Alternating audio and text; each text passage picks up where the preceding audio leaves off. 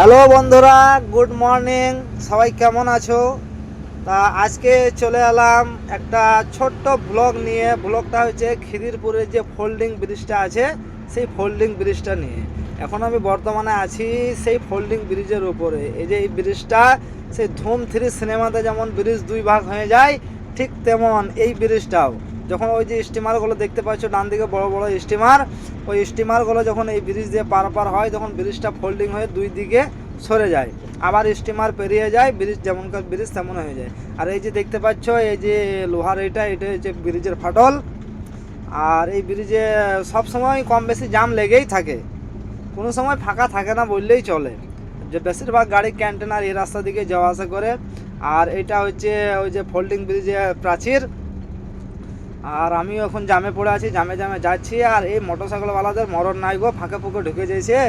এ মরে গেলে কী যে হবে। আর এই যে আমার গাড়ির স্টারিংটা দেখতে পাচ্ছ, কিং কুইং কত সুন্দরভাবে লেখা আছে।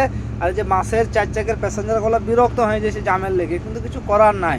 আর ডান দিকে যে প্রাচীরের পাশে দেখতে পাচ্ছ, এটা ওদের ক্যান্টিনের মতো করা থাকে, মানে এখানে আর্মি বিএসএফ সব থাকে। তো বন্ধুরা, ভিডিও